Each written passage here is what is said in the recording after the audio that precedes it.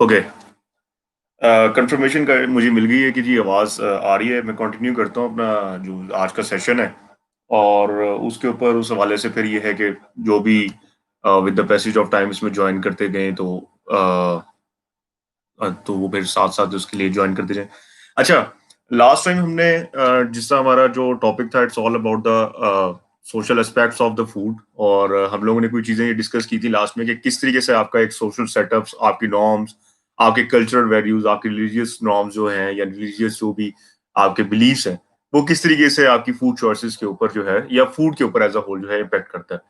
तो कुछ आपको चीज़ें आइडिया होगी कि जब when it comes to food and nutrition तो कुछ हमारे पास ऐसे फैक्टर्स हैं जिनको हम अक्सर डिस्कस कर रहे होते हैं। Either it's a personal food choice हो या अगर हम उस फूड सेफ्टी के हवाले से बात करें या even food security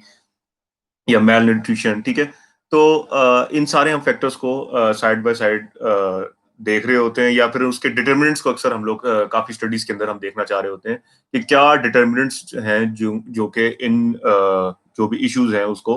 drive out करते हैं। तो आज जो हमारा टॉपिक है it's all about the food choice कि किस तरीके से एक इंडिविजुअल जो है वो अपनी जो फूड चॉइस है उसको वो फूड चूज़ करता है और किस तरीके से सोशल एस्पेक्ट्स जो हैं, जो उसकी सोसाइटी है, वो किस तरीके से इन्फ्लुएंस करती है उसकी फूड चॉइस के ऊपर। तो बच्चे पहले बात कर लेते हैं कि what is a food choice? तो चॉइस हम कहते हैं कि कोई भी अगर इंडिविजुअल जो है, वो डिसाइड करे कि उसने क्या चीज़ बाय करनी है, क्या चीज़ ईट करनी है, ठीक है? Because we are talking about the food तो हियर यहाँ पे जो हमारे पास कमोडिटी होगी, हम फूड के हवाले से बात करेंगे, तो सिंपल हम चॉइस को डिफाइन नहीं करें, हम as a whole food choice को डिफाइन कर रहे हैं। तो फूड चॉइस को हम कहेंगे कि अ पर्सन और individual that has a ability to buy the food और to choose from a variety of the food products, ठीक है? तो उसको हम कहेंगे फूड चॉइस। अब फूड चॉइस की अगर हम बात करते हैं तो डेफिनिटली जो फ़ौरन से हमारे पास एक कॉन्सेप्ट आता है कि एक इंडिविजुअल प्रेफ़रेंस होती है या इंडिविजुअल चॉइस होती है। जब भी आप कोई फूड अगर मार्केट में परचेज़ करने जा रहे होते हैं, तो आप अपनी प्रेफ़रेंस से जो है वो फूड को परचेज़ कर लेते हैं। मोस्ट ऑफ द टाइम यही केस होता है, लेकिन शायद कॉन्शियसली या अनकॉन्शियसली आप लोग ये चीज़ को असेस नहीं कर सकते होंगे कि बहुत सारे और भी ड्राइविंग फैक्टर्स होते हैं जिसकी वजह से जो है हमारा जो फूड के जो डिसीजंस हैं या फूड सिलेक्शन है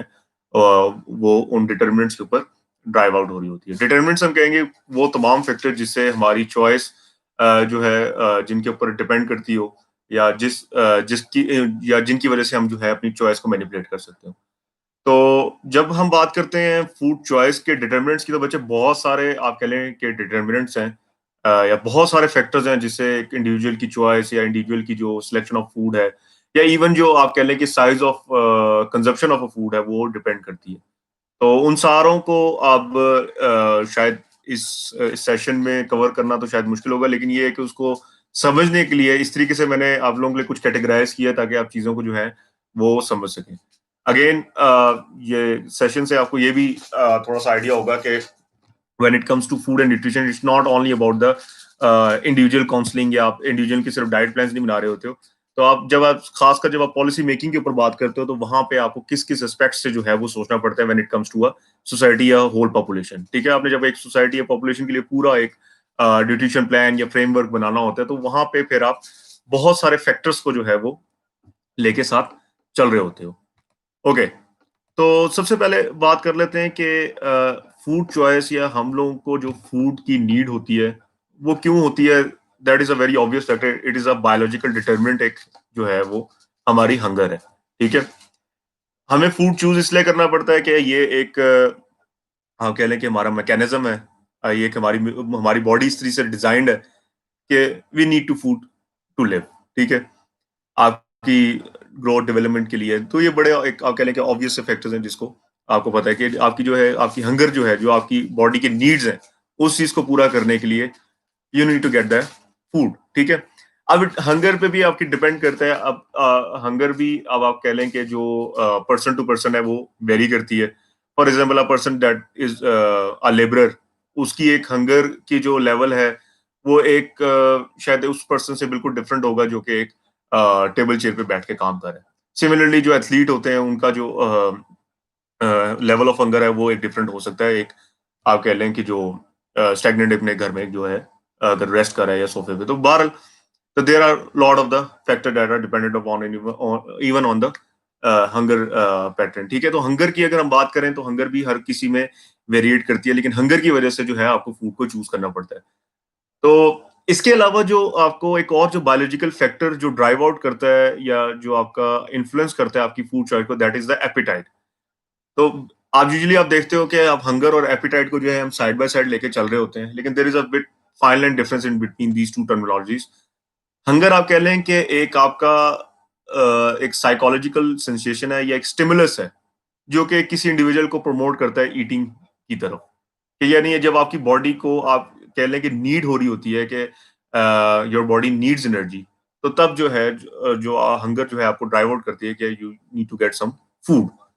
लेकिन एपेटाइट में ये जो है, जब एपेटाइट हम उस वक्त कहते हैं कि एक इंडिविजुअल की जब साइकोलॉजिकल डिजायर हो पर्टिकुलर टाइप का फूड कंज्यूम करना है जिससे उसकी जो डिजायर है वो फुलफिल हो सके, then it is said to be the appetite. तो एक और जो हमारी जो फूड चॉइस होती है वो हमारी एपेटाइट पे बहुत डिपेंड करता है। एपेटाइट फॉर एग्जांपल मैं अगर आपको एग्जांपल से इसको क्लियर करूं तो आपको हंगर और एपेटाइट की डिफरेंस में भी समझ आ जाएगा। आप बहुत ज्यादा फिजिकल एक्टिविटी करके आ रहे हैं या बहुत ज्यादा पढ़ाई करके आ रहे हैं, तो ऑटोमेटिकली आपको भूख लगना शुरू हो गई है क्योंकि आपकी बॉडी को एनर्जी चाहिए। तो वहां पे आप लोग सिंपल ये होगा कि आपका मेन जो मैंडेट होगा कि आपने फूड कंज्यूम करना है ताकि आपकी जो बॉडी रिक्वायरमेंट है, सब जो बॉडी को एनर्जी की नीड है वो फुलफिल हो सके। But when it comes to appetite, appetite में क्या है कि आपके कोई बिलफर्स किसी की बर्थडे हो रही है और वहां पे बहुत सारे आप कह लें कि स्नैक्स वगैरह आए हुए हैं या केक्स आए हुए हैं या स्वीट प्रोडक्ट्स आए हुए हैं, कन्फेक्शनरीज आई हुई हैं। आपको भूख तो नहीं है, आपको आपकी इस वक्त हंगर की सेंसेशन तो नहीं है, लेकिन सिंपल ये हुआ है कि आप उन फूड्स को देख के आपका एक उनके लिए एक क्रेविंग सी डेवलप हो गई है कि आप क्योंकि ये अवेलेबल है आप उसको ट्राई आउट कर ले। शायद वो सिर्फ अपनी हंगर की वजह से नहीं, सिर्फ अपनी एक डिजायर फॉर द फूड कि आप उस पर्टिकुलर फूड की जो डिजायर को फुलफिल करने के लिए वो आप फूड जो है कंज्यूम कर सकते हो। तो इस तरीके से these are the two biological determinant जो कि आपकी फूड चॉइस को बड़ा मैटर करते हैं। फिर एक और चीज आ जाती है जो बायोलॉजिकल फैक्टर में ही फॉल करता है, दैट इज द स्टाइटी। स्टाइटी मैंने आपको शायद आपको लास्ट टाइम हमारा कोर्स एक आपके साथ मेरा इंटरेक्शन हुआ था तो उसमें भी मैंने आपको बताया था कि स्टाइटी की वजह से जो हमारी ईटिंग हैबिट्स हैं या ईटिंग पैटर्न्स हैं वो बड़े आप कह लें कि उसमें बड़ी वेरिएशंस आती हैं। जैसा मैंने आपको शायद बताया था कि लास्ट टाइम जब हमने उसके बारे में पढ़ा था रिफाइंड प्रोडक्ट्स के बारे में। तो जब हम रिफाइंड फूड्स की बात करते हैं तो रिफाइंड फूड्स में इशू क्या होता है कि हम जब भी उसको रिफाइंड फूड के कंज्यूम करते हैं तो वो हमारे जल्दी से जो है वो ब्रेक डाउन हो जाता है और ब्रेक डाउन होने के बाद वो एनर्जी में कंज्यूम हो जाता है। तो अगेन उससे जो है हमारी साइटेटी जो है वो फुलफिल नहीं होती। साइटेटी हम कहते हैं जो हमारा लेवल ऑफ सेटिस्फेक्शन है, यानी आपने हंगर को जब किल करना होता है तो आपका लेवल ऑफ सेटिस्फेक्शन इतना होना चाहिए कि आपकी जो हंगर है यानी आप एक डिलेड टाइम के लिए जो है आपका दूसरा जो है हंगर का आपका टाइम स्टार्ट हो। तो मोस्ट ऑफ द टाइम ये होता है कि आप अपने जो स्टाइटी लेवल्स हैं उसको पूरा करने के लिए आप फूड की कंजप्शन जो है वो बढ़ा लेते हो। या अगर आप देखो when it comes to wholesome food तो उसमें आपके स्टाइटी लेवल जो है वो जरा ज्यादा देर तक जो है वो आप सेटिस्फाई रहते हो, उसमें जो लेवल्स हैं आपके जरा ज्यादा बढ़ जाते हैं। But when it comes to refined food तो क्योंकि वो जल्दी ब्रेक डाउन हो जाता है, जल्दी से डिग्रेड हो जाता है, तो आपके जो लेवल ऑफ सेटिस्फेक्शन है फॉर द हंगर वो इतने जल्दी कंज्यूम नहीं होते और आपकी मजीद आपकी जो है वो एक हंगर या एपिटाइट बढ़ जाती है टू कंज्यूम मोर फूड ताकि आपको जो एक फीलिंग ऑफ सेटिस्फेक्शन है वो मिल सके। तो ये कुछ आपके बायोलॉजिकल डिटर्मिनेंट्स हैं जिससे आप फूड की चॉइसेस करते हो या एक पर्टिकुलर टाइप की फूड जो है वो कंज्यूम करते हो। सिमिलरली जिस तरह आप देखो कि चॉइस अब किस तरह डेवलप होती है कि अब आपने कोई अगर फूड कंज्यूम किया है, आपकी अगर बहुत ज्यादा हंगर है तो आप कोशिश करोगे कि आप ऐसा फूड ग्रुप चूज करो जिससे जो आपका लेवल ऑफ सेटिस्फेक्शन है वो ज्यादा देर प्रोलॉन्ग तक आप सेटिस्फाई रह सको या आपकी ज्यादा देर तक जो हंगर है वो डिले रह सके। ठीक है, दोबारा आपको इतनी देर तक भूख ना लगे। तो आप हमेशा जैसा कार्ब्स हो गए या प्रोटीन्स हो गए, फैट्स हो गए, इस तरह की अगर आप फूड को कंज्यूम करते हो तो उसमें जो आपका स्टाइटी लेवल है वो भी काफी प्रोलॉन्ग हो जाता है और इस तरीके से जो आप आपकी जो हंगर की जो सेंसेशन है वो भी काफी रिड्यूस हो जाती है और काफी डिले डिले भी हो जाती है। जो नेक्स्ट साइकिल आता है हंगर का वो तो काफी डिले भी हो जाता है। तो ये कुछ है बायोलॉजिकल फैक्टर जो कि आपके एक फूड चॉइस के ऊपर जो आपकी फूड चॉइस को रेगुलेट करते हैं। अच्छा, एक और फिर फैक्टर आता है जो कि अगेन वो आपकी जो एपेटाइट है उसको इन्फ्लुएंस करता है या उसको स्टिमुलेट करता है। That is the palatability of the food, या आप कह लें taste of the food. Palatability का वर्ड जो है वो प्लेट से ड्राइव आउट हुआ है, यानी एक फूड की एबिलिटी के कितना ज्यादा चांसेस है कि आप उसको अपनी प्लेट में लेकर आओ और उसको कंज्यूम करो। ठीक है। तो जितने ज्यादा उसके चांसेस होंगे तो इट मीन्स कि उतना ही ज्यादा एक फूड जो है वो पैलेटेबल है। पैलेटेबल हम उस फूड को कहेंगे कि जो कि टेस्टी होगा, जिसकी अरोमा अच्छी होगी, जो कि आप कह लें कि अपीयरेंस अच्छी होगी। तो वो जितने भी आपके ऑर्गेनोलेप्टिक जिसमें फैक्टर्स आते हैं, जितने उसके ऑर्गेनोलेप्टिक्स अच्छे होंगे उतना ही ज्यादा एक फूड जो है वो पैलेटेबल कंसिडर किया जाएगा। तो मीन्स के more the food is palatable, more you will be having a desire of an appetite, या more you will be appetizing for that particular type of the food. आप जिस तरह एग्जांपल के तौर पे आपको बताता हूँ, आप किसी भी अक्सर जगह से जा रहे हो स्ट्रीट से और आपको एकदम से कोई बहुत अच्छी किसी फूड की अरोमा आई है, इवन अगर आप हंग्री नहीं भी होगे तो आपकी एक एपेटाइट बन जाएगी उस पर्टिकुलर टाइप के फूड को कंज्यूम करने की। तो इस तरीके से पैलेटेबिलिटी जो है वो भी एक फूड को चूज करने में या फूड की तरफ जो है वो आपको ड्राइव आउट करती है कि अब आप ये पर्टिकुलर टाइप का फूड जो है कंज्यूम कर सकते हैं। तो ये तो बात हो गई आपके बायोलॉजिकल फैक्टर्स की कि क्या बायोलॉजिकल जो आपकी, एक तो पहली बात है बेसिक नीड्स हैं, और इवन इसमें फिर साइकोलॉजी भी आ जाती है, क्योंकि जब हम बात करते हैं एपेटाइजर की तो आपकी साइकी भी जो है वो उसके अंदर थोड़ा रोल प्ले कर रही होती है when it comes to make a food choice. अच्छा, सिमिलरली दूसरा जो एक ड्राइविंग फैक्टर है किसी भी कम्युनिटी का, किसी भी पॉपुलेशन का, या इवन एक किसी इंडिविजुअल का, वो होता है उसकी इकोनॉमी,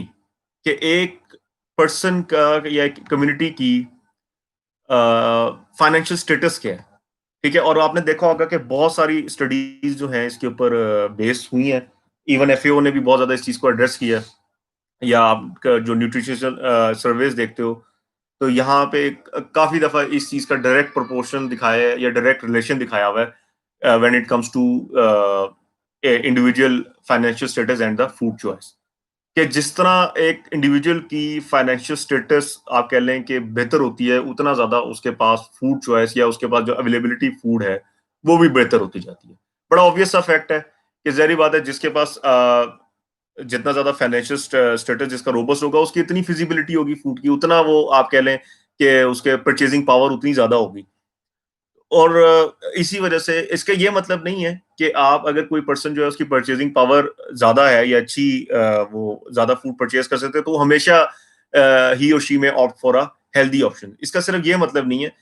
सिर्फ इस बात का फायदा ये है जो जिन लोगों के पास परचेजिंग एबिलिटीज होती हैं या परचेजिंग पावर होती है या फाइनेंशियल स्टेटस होता है, तो उनके पास एक ये स्टडीज से ये चीज साबित हुई है कि they have the option to buy a variety of the food. उसमें जब वो वैरायटी के ऊपर जाते हैं, जब वैरायटी ऑफ फूड होते हैं, तो उसमें बहुत ज्यादा ये प्रोबेबिलिटी बढ़ जाती है कि उनके पास जो है ऐसा फूड भी वो परचेज कर लेते हैं जो कि एक हेल्दी ऑप्शंस में हो, या आप कह लेंगे डिफरेंट फूड ग्रुप से जो है उनके पास फूड आ जाता है, मतलब डेयरी के भी प्रोडक्ट्स आ जाते हैं उनके पास, पल्सेस भी आ जाते हैं, मीट भी आ जाता है। But when it comes to a low income people, तो वहां पे प्रॉब्लम उनके साथ ये होता है कि उनकी ये साइकी होती है कि उन्होंने क्वांटिटी को ज्यादा वो देख रहे होते हैं कि उनको कितनी ज्यादा क्वांटिटी ऑफ फूड मिल जाए कम प्राइस में, बजाय के वो क्वालिटी ऑफ द फूड के ऊपर एम्फोसाइज करें।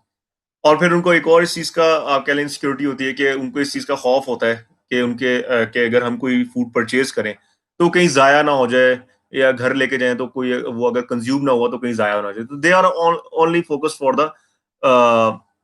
Cost of the food because of their low income structure. तो ये वजूहात हैं जिसकी वजह से एक आप कह लें कि इकोनॉमी जो है किसी भी इंडिविजुअल की, या इकोनॉमी जो स्टेटस है किसी भी पॉपुलेशन का, वो फूड चॉइस जो है या हेल्दी ईटिंग ऑप्शंस को बड़ा आप कह लें कि इम्पोर्टेंट एक फैक्टर होता है जिसके ऊपर ये डिपेंडेंट है किसी भी कंट्री की इकोनॉमी के ऊपर, या इवन इंडिविजुअल या पॉपुलेशन की इकोनॉमी की अगर हम बात करें। इवन अगर आप एनएसएस का भी जो रिसेंट आपके पास जो डाटा है उससे भी देखा जाए तो हमेशा ये चीज तकरीबन रेपिटेटिवली एड्रेस होती है कि पाकिस्तान के अंदर जो है स्टंट ग्रोथ का जो है प्रॉब्लम है। अब आपको पता है Pakistan is a developing country और बहुत ज्यादा लोगों की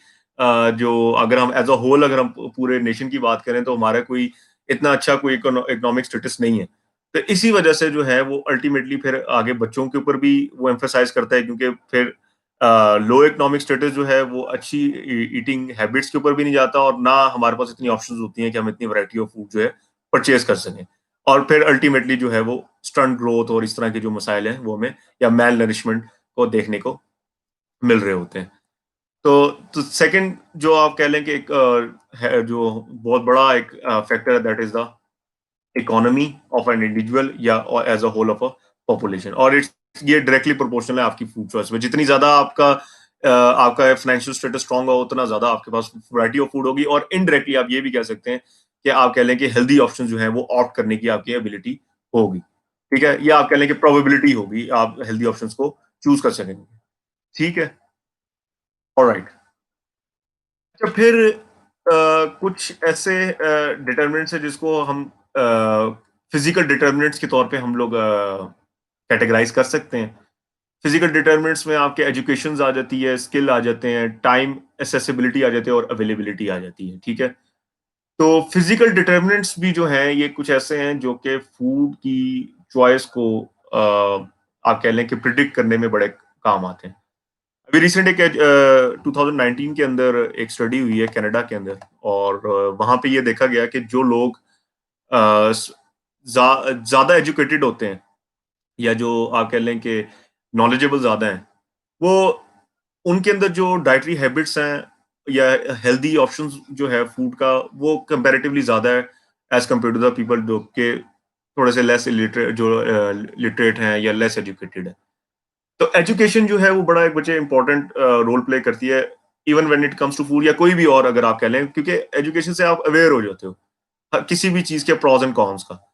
तो एजुकेटेड जो आप कह लें पॉपुलेशन है या एजुकेटेड इंडिविजुअल है,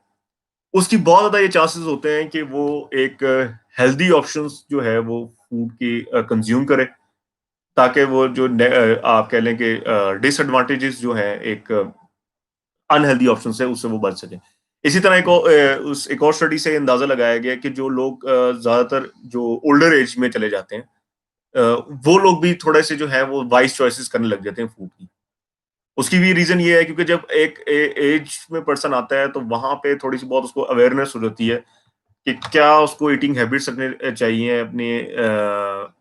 अपने हार्ट हेल्थ के लिए, या अगर कोई डायबिटीज है, डायबिटिक पेशेंट है, तो हो सकता है कि वो इतने अवेयर हो जाता होता है कि कौन सी चीजें उसको करनी चाहिए, डूज एंड डोंट्स का उसको आइडिया हो जाता है। तो इट मीन्स कि when it comes to education, more the education या more the awareness, more will be the variety of the food, या आप कह लें हेल्दी, हम ये भी कह सकते हैं कि हेल्दी ईटिंग की जो हैबिट है उसकी प्रोबेबिलिटी जो है वो मजीद बढ़ जाती है। अच्छा, when it comes to time, आजकल जो एक और सबसे बड़ा प्रॉब्लम है टाइम और स्किल का, फिजिकल डिटरमिनेंट्स के अंदर एक और दो आप कह लें कि सब हेडिंग्स के तौर पे हम इसको पढ़ सकते हैं, that is the time constraint and the skills. इसकी वजह से बच्चे जो हमारा एक जो डाइटरी हैबिट है वो बहुत ज्यादा चेंज हो चुकी है। आजकल आप देखो तो हर कोई जो है वो, उसको लगता है कि उसके पास बहुत ज्यादा इनसफिशिएंट टाइम है, जिसकी वजह से ज्यादातर जो कम्युनिटी है या इंडिविजुअल है या कोई भी पॉपुलेशन की अगर हम बात करें, तो वो ऑप्ट करती है कि हम जो फास्ट फूड या रेडीली अवेलेबल जो फूड है हम उसके ऊपर रिलाय कर लें। ठीक है, और उसका एक और नुकसान ये होता है कि जब हम रेडीमेड फूड के ऊपर जाते हैं, तो उससे एक और ये नुकसान होता है कि हमारी जो स्किल्स हैं फॉर मेकिंग द फूड, या जो हमारी जो आप कह रहे हैं कि culinary स्किल्स है या किचन के अंदर जो हमारी स्किल्स हैं फूड को प्रिपेयर करना या डिफरेंट जो फूड वैरायटी को प्रिपेयर करने की, वो हमारी कभी भी डेवलप नहीं होती। तो ये दो फैक्टर्स इस तरह है कि एक तो वक्त की कमी की वजह से, वक्त की कमी, शायद उतना ही वक्त हमारे पास है लेकिन हम लोगों को शायद टाइम मैनेज नहीं करना आ रहा, टाइम टाइम मिस मैनेजमेंट की वजह से जो रेडी टू कुक मील्स हैं उसके ऊपर जो है डिपेंडेंसी लोगों की बहुत ज्यादा बढ़ गई है। आप अगर देख लें, इवन बहुत हम ज्यादा हिस्टोरिकली नहीं जाते, आप अपने ग्रैंड पेरेंट्स को देख लें, उनकी हीटिंग ईटिंग हैबिट्स देख लें और आज अपनी ईटिंग हैबिट्स देख लें। मेरा ख्याल है आज जो यहाँ इस्लामाबाद में रहने वाले हुए हैं, शाजो नादिर ही है जो कोई होलसम वीट जिसको इवन अवेलेबल भी हो, और कोई होलसम वीट जो है वो खाता भी हो, या ब्रांड ब्रेड का किसी को पास कंसेप्ट हो। तो हमारे पास लैक ऑफ टाइम की वजह से हम लोग क्या करते हैं, बेकरी आइटम्स या जो रेडीमेड प्रोडक्ट्स है उसको खा लेते हैं, हालांकि देखा जाए तो ये अक्सर ऑप्शन जो है वो एक्सपेंसिव भी पड़ी होती हैं लोगों को। लेकिन फिर भी क्या है कि टाइम लेस होने की वजह से लोग उसके ऊपर जो है वो रिलाय कर रहे होते हैं। आप अपनी यूनिवर्सिटीज़ में देख लें या कहीं पे भी और आप अगर आप चले जाएँ, अगर आप बिल्कुल किसी सिटी टू सिटी भी आप ट्रैवल कर रहे हैं, तो वहाँ पे भी आपका ये वाला जो कॉन्सेप्ट है कि जो घर से जो खाना प्रिपेयर करके लाना है, उसको आप डिनाई ही कर रहे होते हैं। एक तो स्किल्स भी नहीं है, जब आपके स्किल्स नहीं होंगे तो डेफिनिटली आपका इंटरेस्ट भी नहीं होगा कि आप किचन के अंदर जो है टाइम स्पेंड करें। अगर आपके पास स्किल्स होंगे तो आप उतना ही ज़्यादा टाइम स्पेंड करने का भी आपका इंटरेस्ट पैदा होगा। तो it's also a physical determinant कि आप का टाइम और स्किल्स की वजह से जो आपकी फूड चॉइसेस हैं, वो बड़ी आप कह लें कि सेंट्रलाइज़ हो चुकी हैं और वो किस तरह सेंट्रलाइज़ हो चुकी हैं, वो हमारा प्रोसेस्ड फूड और जो आप कह लें रेडी टू ईट जो फूड है, उसके ऊपर हमारी सेंट्रलाइज़ हो रही हैं। अच्छा, इसके अलावा अगर ये तो कुछ ऐसे डिटरमिनेंट्स हैं, मैंने आपको पहले बताया था कि डिटरमिनेंट्स जितने भी होंगे, अगर हम सोशियोलॉजिकल एस्पेक्ट्स की बात करते हैं, तो काफ़ी ज़्यादा जो डिटरमिनेंट्स होते हैं, वो ओवरलैप कर रहे होते हैं, एक-दूसरे से मिल-जुल रहे होते हैं। एक कैटेगरी के अंदर हम 2-3 डिटरमिनेंट्स को भी स्टडी कर सकते हैं। टाइम कंस्ट्रेंट में फिजिकल जो डिटरमिनेंट्स है, उसके अंदर हम एक और अगर हम फैक्टर की बात करें, दैट इज़ द मार्केटिंग। आजकल आप देखो फूड मार्केटिंग जो है वो एक और ही लेवल के ऊपर हो रही होती है और इतनी ज़्यादा अवेलेबल है। आप कोई अपना फ़ोन ओपन कर रहे हो, फेसबुक के ऊपर आ रही है, यूट्यूब पे मार्केटिंग स्किल्स हो रही है और फिर ये है कि ease to get the processed food जो है वो भी बहुत ज़्यादा बढ़ गया। अब आप देखो ईज़िली आपको डिलीवरीज़ कितनी ज़्यादा बढ़ गई हैं। ना सिर्फ रेस्टोरेंट फूड डिलीवरी कर रहा है बल्कि आउटसोर्स भी उन्होंने किया हुआ है कि जो एक आउटसोर्स बॉडी जो है वो भी आपको फूड डिलीवर कर रही है। फॉर एग्जांपल फूड पांडा हो गया, चीते ऐप होगी, वो भी आपको जो है फूड डिलीवर कर रही होती है। तो आपकी जो एक्सेसिबिलिटी है, एक्सेसिबिलिटी खासकर जो आपकी प्रोसेस फूड के ऊपर है वो बहुत ज्यादा बढ़ा दी गई है। और फिर जो कंटिन्यूअल मार्केटिंग है फूड की, तो आप मार्केटिंग से देखो तो आप अक्सर सिर्फ वही वाली फिर अगेन बात आ जाती है, हम ये ओवरलैप के ऊपर हंगर हमारी नहीं भी होगी लेकिन मार्केटिंग टेक्निक्स की वजह से हमारी शायद एपेटाइट बन जाए पर्टिकुलर टाइप की फूड की। आप बैठे हुए हैं, आपने कोई एडवर्टाइजमेंट देखी है, आपने कोई चीज की एडवर्टाइज सॉरी पिज्जा की कोई एडवर्टाइजमेंट हो रही है या बर्गर की एडवर्टाइजमेंट हो रही है, without any reason, without any hunger, आपका दिल करने लग जाएगा कि मैं यहाँ से जाके जो है फूड जो है वो कंज्यूम करूँ। तो marketing again it's a driving factor और जिस तरीके से मार्केटिंग टेक्निक्स इवॉल्व हुई हैं, उसी तरीके से हमारी फूड चॉइसेस भी जो है इवॉल्व हो गई है। और मार्केटिंग टेक्निक्स का जो एक डायरेक्टली इम्पैक्ट है वो हमारी एपेटाइट के ऊपर है। मोर ऑफ हंगर हमारी एपेटाइट जो है उससे बहुत ज्यादा स्टिमुलेट होती है। ठीक है? आप देखते हो जैसे-जैसे आप फूड देख रहे होते हो जिस तरीके से उसको मार्केट किया जाता है, आप एकदम से आपके मुँह में पानी भी आने लग जाता है और आपकी एकदम से उसकी सेंसेशन बढ़ जाती है कि हम जो है यहाँ पे जाके डाइन इन करें या टेक अवे करें, जो भी आपका उस फूड से लेके आपके जो एक सेंसेशन जो है वो डेवलप होने शुरू हो जाती है। तो again marketing also physical factor जिससे आपकी फूड चॉइस जो है बहुत ज़्यादा ड्राइव होती है और specifically when it comes to appetite वो बहुत ज़्यादा स्टिमुलेट कर रही होती है। अच्छा, फिर कुछ आते हैं सोशल डिटर्मिनेंट्स। सोशल डिटर्मिनेंट्स जो हैं वो आप कह लें कि अनकॉन्शियसली जो है आपके फूड चॉइसेस के ऊपर इम्पैक्ट कर रहे होते हैं। शायद आपको आइडिया नहीं हो, जहाँ हमने जो पीछे अगर जितने भी हमने डिटर्मिनेंट्स की बात की, जैसा बायोलॉजिकल डिटर्मिनेंट है या फिजिकल डिटर्मिनेंट्स हैं जिसके अंदर एजुकेशन आ जाती है, स्किल आ जाती है, अवेलेबिलिटी आ जाती है। ये आप कह लें कि डायरेक्टली आपको या कॉन्शियसली भी पता चल रहा होता है कि ये हमारी फूड चॉइस के ऊपर इम्पैक्ट कर रहे हैं। यानी जिस तरह इकोनॉमिक की जब हमने बात की, तो एक ये बड़ा हमें कॉन्शियसली पता चल रहा है कि लो इनकम की जो लोग हैं या जो लोग लो इनकम को फेस कर रहे हैं, तो उनकी फूड चॉइसेस जो है डायरेक्टली इम्पैक्ट कर रही हैं और वो इस चीज को सेंस भी कर पा रहे हैं। But when it comes to social gathering या सोशल एस्पेक्ट्स की अगर हम बात करें, जो मतलब प्योरली अगर हम उसको हेडिंग देंगे सोशल डिटर्मिनेंट्स की, तो ये यूजुअली हमारे ऐसे आप कह लें कि डिटर्मिनेंट्स हैं या ऐसे फैक्टर्स हैं जो कि हमें अनकॉन्शियसली हमारी फूड चॉइसेस के ऊपर अफेक्ट कर रहे होते हैं। इसके अंदर बहुत सारे अगेन फिर बड़ी सब कैटेगरीज आ सकती हैं अगर हम सोशल डिटर्मिनेंट्स की बात करें, जिसमें हमारी सोशल क्लास आ सकता है, हमारा कल्चर आ सकता है, फिर हम जो हमारे पीयर्स प्रेशर है वो आ सकता है कि हम किस तरह की सोसाइटी के अंदर बैठते हैं। तो ये सारी चीजें जो हैं वो हमारे इसके अंदर फॉल कर सकती हैं। तो सबसे पहले बात कर लेते हैं कि आपके ऊपर जो है एक कल्चर का बड़ा इन्फ्लुएंस होता है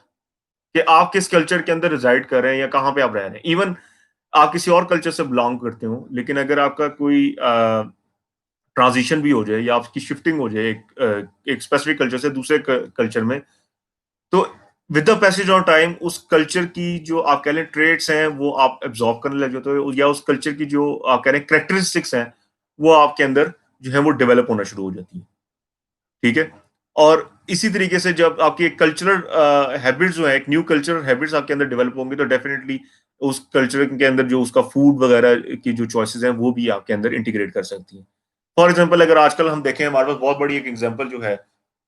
जो एक वेस्टर्न कल्चर जो है फूड का जो ग्रो कर गया, स्पेसिफिकली अगर हम हमारे जो अर्बन एरियाज हैं, हमारे जो अगर हम सिटीज की बात करें, तो वेस्टर्न फूड जो है बहुत ज्यादा ग्रो कर गया, और ऑल्दो ये हमारा एक कल्चर नहीं है, हमारा अपना ही एक कह लें कि कल्चर के अंदर इंटीग्रेट नहीं हुआ, लेकिन ये इंटीग्रेट हो चुका है with the passage of time, with the passage of marketing techniques, या और अगेन फिर उसके वही वाली बात आ जाती है, टाइम कंस्ट्रेंट्स की वजह से, स्किल्स की वजह से जो है अब ये हमारा एक इन्फ्लुएंस इसमें हो चुका है। और इवन जो लोग जो आप कह लें कि रूरल एरियाज में आके जो आप एक अर्बन सेटअप्स के अंदर आ रहे हैं, तो वो भी शायद उनके वो फूड चॉइसेस ना आई हो, जैसा प्रोसेस फूड है या जो भी हमारे आप कह लें फास्ट फूड है, उनकी वो चॉइसेस नहीं भी होंगी, लेकिन एक उनके जो पीयर प्रेशर है, यानी जिस सोसाइटी के अंदर बैठते हैं, अनकॉन्शियसली वो भी उस ऑप्शंस को जो है वो ऑप्ट करने शुरू कर देते हैं। एग्जाम्पल के तौर पे, जिस तरह आप में से आपका कोई ग्रुप ऑफ स्टूडेंट्स है या ग्रुप ऑफ आपके फ्रेंड्स हैं, उसमें से फॉर एग्जाम्पल लेट्स से कि 10 ग्रुप ऑफ फ्रेंड्स हैं, उसमें से दो सिर्फ लोग ऐसे हैं, अगर कोई ईटिंग आउट का उनका कोई प्लान है, और सिर्फ दो लोग कह रहे हैं कि नहीं आज हम जो है कोई अ, देसी फूड जो है वो कंज्यूम करेंगे, या कोई देसी फूड जो है वो डिनर में हम लेंगे, लेकिन 8 के 8 जो बाकी लोग हैं वो सारे इस चीज पे एम्फेसाइज करें कि नहीं आज तो हमने फास्ट फूड ही जो है कंज्यूम करना है, और फास्ट फूड ही हम खाएंगे क्योंकि देसी तो हम खाते रहते हैं। तो वो 8 को जो है वो उन दो पे भी इन्फ्लुएंस जो है वो हो जाएगा। और इसी तरीके से शायद वो कॉन्शियसली हो या अनकॉन्शियसली हो, या इवन आप देखते हैं जो खासकर हॉस्टलाइज हैं, आपके जो रूममेट है उसका बड़ा आपके ऊपर इन्फ्लुएंस आ रहा होता है, क्योंकि अभी हम फूड की बात करें और भी बहुत सारी चीजों का इन्फ्लुएंस आता है, लेकिन फूड के वाले से आप देखते हो कि किस तरीके से जो है वो अपनी हंगर को सेटिस्फाई करता है, किसी किसी अपनी एपेटाइट को सेटिस्फाई करता है, या किस तरह एक लिमिटेड टाइम के अंदर जो है वो अपनी फूड की रिक्वायरमेंट जो है वो पूरी करता है। आप उसको देख देख के आप भी जो है चीजें लर्न करने लग जाते हो, या उसकी जो हैबिट्स है वो अडॉप्ट करने लग जाते हो। ठीक है। या दोनों जो है एक दूसरे की जो फूड के लिए जो ऑप्शंस हैं वो अडॉप्ट करने लग जाते हैं। ठीक है। तो कल्चरल इन्फ्लुएंस जो है बच्चे बड़ा आता है, और बहुत सारी स्टडीज में ये देखा गया, जिस तरह एक स्टडी के मुताबिक साउथ एशियन फीमेल्स जो थी, जब वो स्कॉटलैंड के अंदर उन्होंने माइग्रेट किया, तो वहां पे उन्होंने देखा कि वहां पे जाके उन्होंने जो फैटी फूड है, ये जो फूड थी जो कि हाई इन फैट कंटेंट थी, वो ज्यादा उन्होंने कंज्यूम करना शुरू कर दिया, और इसी वजह से जो था उनमें फिर हार्ट डिजीज भी आना शुरू होगी, और टाइप 2 डायबिटीज की जो है वो पेशेंट भी बनना शुरू होगी। हालांकि उनका अपना ये कल्चर नहीं था फैटी फूड्स का, लेकिन क्योंकि वो माइग्रेट हुई और वहां पे जाके वो रहने लगी, तो because of there cultural influence, peer pressure की वजह से, जो भी उनके रहने इर्द गिर्द रहने वाले लोग थे उनकी वजह से जो है वो भी फैटी फूड के ऊपर जो है वो आप कह लें डिपेंडेंट हो गई। तो इस तरीके से आपका जो है कल्चर भी जो है आपके फूड चॉइसेस के ऊपर इफेक्ट करता है। तो इसी तरह फिर आपके फैमिली सेटअप्स जो है वो भी बड़े आपके इम्पैक्ट कर रहे होते हैं, कि फैमिली सेटअप में आपके जो भी कोई अगर कोई इवेंट है आपके, उस पे बड़ा डिटरमिनेंट होता है कि आपका जो फैमिली हेड है किस तरीके से जो है उस इवेंट को जो है वो सेलिब्रेट करेगा। ठीक है। क्या फूड चॉइसेस होंगी, जैसे मैंने आपको लास्ट टाइम बताया था कि अक्सर जो है वो एक स्पेसिफिक इवेंट के साथ एक स्पेसिफिक टाइप के फूड को जो है कोरिलेट किया जाता है। जैसे बर्थडे के ऊपर ज्यादा आप कह लें कि जो फूड जो है ज्यादा स्वीट है या कन्फेक्शनीज है, वो ज्यादा चीजें एंजॉय की जाती हैं। या अगर हम ईद के ऊपर बात करें तो एक पूरा मेन कोर्स और उसमें डिजर्ट्स, स्टार्टर्स, सारी की सारी चीजों को जो है एंजॉय किया जाता है। तो आपके जो फैमिली सेटअप्स हैं वो भी आपको कॉन्शियसली या सबकॉन्शियसली जो है वो आपकी फूड की जो चॉइसेस हैं उसको रेगुलेट कर रहे होते हैं। मोस्ट ऑफ द टाइम आपकी शायद अपनी आपकी पर्सनल चॉइस होती है, वो इसको डिनाइबल नहीं है, लेकिन ये होता है कि जब आपकी एक पूरी एज अ होल फैमिली, एक कम्युनिटी बैठ के एक चीज को एंजॉय कर रहे होते हैं, तो उसके साथ आपने उस कम्युनिटी को आप कह लें कि कम्युनिटी के साथ टाइम शेयर करने के लिए या उनको कह लें सपोर्ट करने के लिए आपको भी वो पर्टिकुलर टाइप का जो है फूड एंजॉय करना पड़ता है। चाहे वो आपकी मजबूरी हो, एंजॉय नहीं भी करें, आपको शायद मजबूरी में ही कंज्यूम करना पड़े कि उनको आपने कंपनी देनी है, अपनी जो भी आपकी सोसाइटी है या जो भी आपका फैमिली स्ट्रक्चर है, ठीक है? तो उससे भी जो है आपकी फूड की जो है चॉइसेस जो है रेगुलेट हो सकती हैं। अच्छा, फिर जो एक और बड़ा डिटर्मिनेंट है हमारी फूड चॉइसेस का है, ये है हमारी साइकोलॉजी। साइकोलॉजी में आपने देखा होगा most of the time stress, हमारे मूड जो है वो हमारी फूड चॉइसेस के ऊपर बड़ा इम्पैक्ट करते हैं। When it comes to stress, तो आपने देखा होगा कि इसमें भी अगेन हमारा बड़ा वेरिएबल हमें मिलता है, ग्रुप ऑफ पीपल। कुछ लोग होते हैं जो स्ट्रेस के अंदर ज्यादा फूड जो है वो कंज्यूम करने लग जाते हैं, और कुछ आपने लोग ऐसे देखे होंगे कि जो जब वो स्ट्रेस कंडीशंस में आते हैं तो उन जो वो है स्टारवेशन की तरफ चले जाते हैं, ठीक है? तो ये भी जो है आपका आपका जो साइकोलॉजी है कि अगर आप स्ट्रेस के अंदर हैं तो वो भी आपकी डाइटरी हैबिट्स को है वो बड़ा रेगुलेट कर रहा होता है। तो again it may vary with person to person या जेंडर टू जेंडर के किस तरीके से, कुछ लोग मैंने जैसे आपको बताया कि शायद ज्यादा एक्सेस खाना शुरू हो जाते हैं स्ट्रेस कंडीशन में, और कुछ लोग जो है वो बिल्कुल स्टारवेशन में चले जाते हैं। फिर सिमिलरली आपका मूड भी जो है वो भी बड़ा आप कह लें कि इन्फ्लुएंस्ड होता है फूड चॉइसेस से, कि आप किस तरह की जो है वो फूड को चूज करेंगे, या आपका क्योंकि आपके जो है फूड से जो है वो आपके मूड जो है रेगुलेट होते हैं। थोड़ा सा अगर मैं आपको बता दूं इस बारे में, ये टेक्निकली किस तरीके से है कि आप अक्सर जो फूड कंज्यूम करते हो तो आपको कुछ अमाइनो एसिड ऐसे मिलते हैं, फॉर एग्जाम्पल ट्रिप्टोफैन, ठीक है? ट्रिप्टोफैन जब आपकी बॉडी में जाता है तो वो क्रेब्स साइकिल में जाएगा, या फिर वो आप कह लें मिथेनिन साइकिल के अंदर जाके उसने कन्वर्ट हो जाना है सीरोटोनिन में, और सीरोटोनिन जो है वो आपका मूड जो है रेगुलेटर होता है। तो इस तरीके से जब आप कोई स्पेसिफिक किस्म का फूड कंज्यूम करते हो, अब ये ट्रिप्टोफैन आपको पता है कि इट्स अमाइनो एसिड, तो ये एक बात हो रही है कि कोई अगर आप ऐसा फूड कंज्यूम करो जिसमें ज्यादा प्रोटीन्स हो, तो उससे आपको एक लेवल ऑफ सेटिस्फेक्शन जो है वो मिल रहा होता है, आपके जो मूड है वो आपके फूड से जो है रेगुलेट कर रहे होते हैं, ठीक है? तो अगेन आपकी जो चॉइसेस हैं वो आपकी साइकी पे भी बड़े डिपेंड करती है, या साइकोलॉजिकल डिटर्मिनेंट्स भी जो हैं वो आपके जो फूड चॉइसेस हैं उसको बहुत ज्यादा इन्फ्लुएंस कर रहे होते हैं। तो यहां तक मैं थोड़ा सा आपको अगली बात स्टार्ट करने से पहले थोड़ा सा अगर मिक्सअप हो रहा है तो मैं इसको दोबारा से रिपीट कर देता हूँ। फूड चॉइसेस की हम बात कर रहे हैं, और फूड चॉइसेस में हमने डिटर्मिनेंट्स की बात की कि कौन कौन से डिटर्मिनेंट जो है वो फूड की चॉइस को रेगुलेट कर सकते हैं। तो सबसे पहले जो हमने डिटर्मिनेंट डिस्कस किया, it is the biological determinant, जो कि हमारे एक नीड ही बन जाती है कि बायोलॉजिकल स्टिमुलेट जो करता है, जो हमारा एक बायोलॉजिकल मशीनरी है वो हमें स्टिमुलेट करता है फॉर द फूड। और फिर अगेन एपिटाइट और या सटाइटी जो है वो ऐसे फैक्टर्स हैं वो जो कि हमारे पोर्शन साइज या सिलेक्शन ऑफ फूड के ऊपर जो है उसको रेगुलेट करते हैं। मैंने जैसे आपको बताया कि अगर हमने सटाइटी लेवल जो है वो अपना फुलफिल करना है, तो हो सकता है आप ऐसी फूड चॉइस को के ऊपर जाएं जो कि आपको ज्यादा देर तक जो है वो फीलिंग ऑफ सेटिस्फेक्शन जो है वो देता रहे, या फीलिंग ऑफ फुलनेस जो है वो देता रहे, ठीक है? तो फिर हमने उसके बाद की इकोनॉमिक डिटर्मिनेंट, जो कि बहुत ज्यादा एड्रेस हो चुका है, बड़े बड़े प्लेटफॉर्म्स के ऊपर भी हो चुका है, जिसके अंदर हम बात कर लेते हैं इनकम। जो है किसी भी एक ग्रुप की जो इनकम है वो डायरेक्टली प्रोपोर्शनल होती है, या डायरेक्टली डिपेंडेंट होती है कि वो उसकी फूड चॉइसेस क्या होंगी,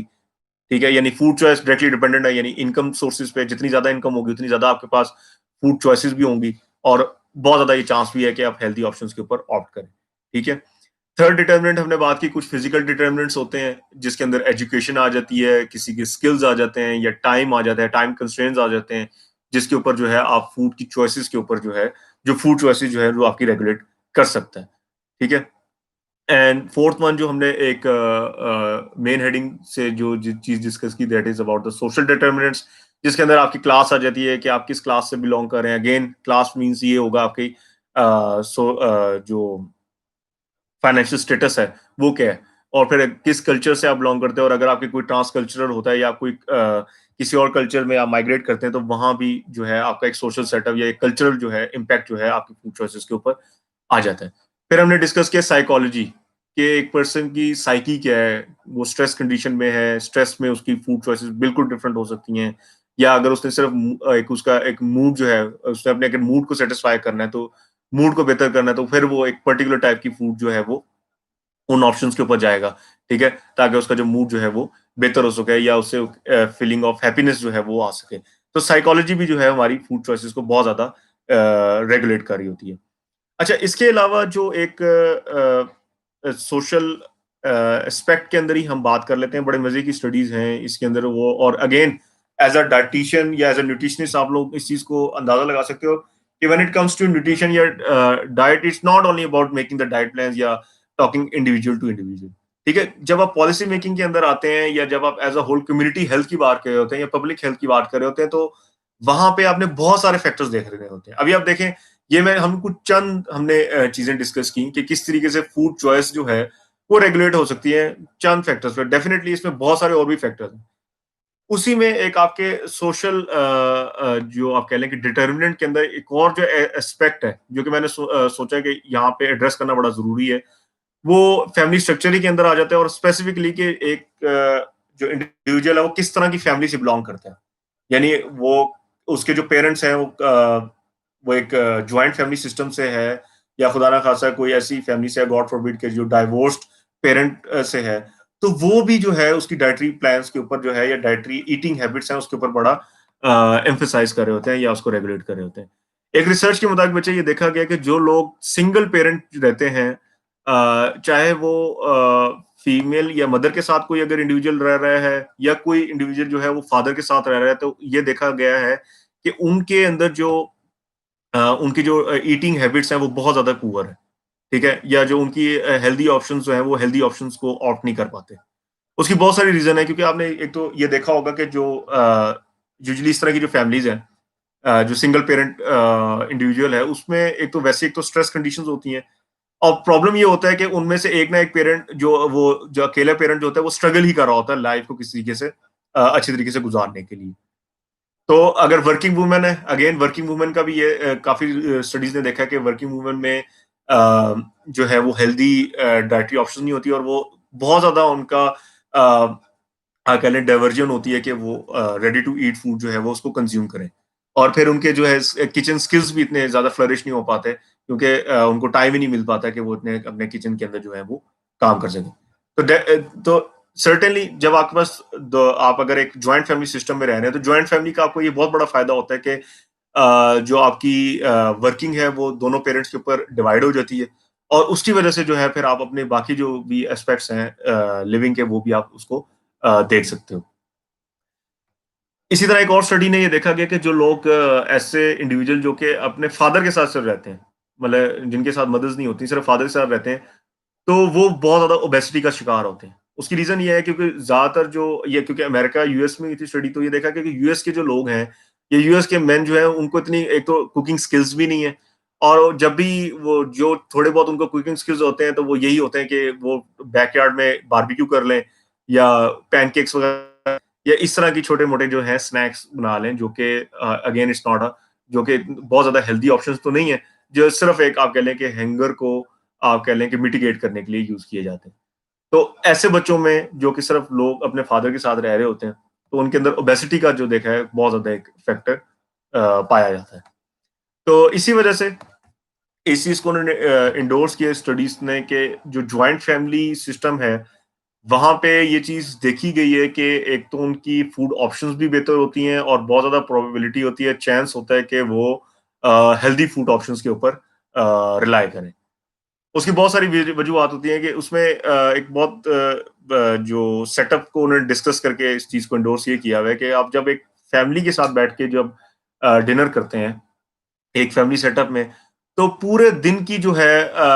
एक जो जो भी इंडिविजुअल है वो अपने पूरा दिन जिस तरह भी ऑफिस में या कहीं पे भी जो है वो अपनी कंप्लीशमेंट, छोटी छोटी जो इंकम्प्लीशमेंट होती है उसको डिस्कस कर रहा होता है। ठीक है, या अपनी ऑफिस की डिस्कशन कर रहा होता है। इस तरह के इन्वायरमेंट में एक तो ना सिर्फ एक इंडिविजुअल जो है वो एक दूसरे के एक्सपीरियंस से सीख रहा होता है, बल्कि एक सोशल सेटअप से उसको एक लेवल ऑफ सेटिस्फेक्शन भी मिल रही होती है, और उसका जो ये जो एक जो डिनर है या जो मील है, वो भी बड़ा एक आप कह लें कि इंजॉयबल बन जाता है। ठीक है, क्योंकि एक वो एक सोशल सेटअप में बैठा है, ना सिर्फ वो एक अपने फूड को एंजॉय कर रहा है, बल्कि वो एक दूसरे के एक्सपीरियंस को भी लर्न कर रहे होते हैं, और एक दूसरे की अकम्पलिशमेंट को भी सुन रहे होते हैं कि किस तरीके से पूरे दिन में उनके अंदर क्या चैलेंज उनको मिला। आपको पता है हर बंदे की लाइफ में बहुत छोटे छोटे चैलेंज रोज आ रहे होते हैं किसी ना किसी एंगल में। तो जब आप एक फैमिली सेटअप में बैठ के इस तरह से आप जो है कोई डिनर करते हैं या लंच करते हैं, यूजुअली डिनर के लिए लोगों के पास टाइम होता है, तो उसमें आप एक दूसरे के एक्सपीरियंस से ना सिर्फ सीख रहे होते हैं, बल्कि एक अकम्पलिशमेंट जिस तरह की होती है, तो वो आप लर्निंग भी आपकी बड़ी हो रही थी। तो इस ऐसे ही तो नहीं, ये कहते हैं ना कि बड़े जो है जो अक्सर आपने देखा होगा, कहते हैं कि मिल बैठ के खाने में जी बरकत है। तो वो यही बरकत है कि आप जब इस तरह एक सेटअप में बैठते हैं, तो उसमें आपको ना सिर्फ फूड आप अच्छे तरीके से एन्जॉय कर सकते हैं, आपको एक तो ईटिंग हैबिट्स भी आपकी बेहतर होती हैं और साथ आप बहुत सारी चीज़ें और भी लर्न कर रहे होते हैं। तो ये भी एक सोशल एस्पेक्ट है कि एक फैमिली स्ट्रक्चर जो है वो भी आपकी फूड चॉइस का या आपकी अगेन आपकी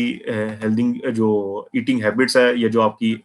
हेल्थ को जो है रेगुलेटर बन सकता है when it's come to family setup. तो बच्चे ये कुछ थी चीज़ें जो जो हमने कुछ आज डिस्कस की कि क्या चीज़ें जो हैं आपकी फूड चॉइसेस के ऊपर इन्फ्लुएंस कर सकती हैं या रेगुलेट कर सकती हैं। आई होप कि आपके कुछ क्वेश्चंस होंगे, तो क्योंकि प्लेटफ़ॉर्म हमारा आज न्यू प्लेटफ़ॉर्म था और आई गेस मेरे कमेंट्स क्योंकि नहीं आ रहे, आई डोंट नो क्या रीज़न है। शायद मेरे से कमेंट्स ऑफ हो गए, डेफ़िनिटली मुझे भी इस प्लेटफ़ॉर्म पे थोड़ा बहुत लर्निंग की मज़ीद ज़रूरत होगी। तो आप ये है कि अपने मुझसे ग्रुप पे अपने जो भी कंसर्न्स हैं आप उसको कर सकते हो या नेक्स्ट क्लास में इंशाल्लाह हम मज़ीद जो है इस चीज़ को फर्दर कंटिन्यू करेंगे। ओके बच्चों, इंशाल्लाह नेक्स्ट फिर मुलाकात होती है नेक्स्ट क्लास में। अल्लाह हाफ़िज़।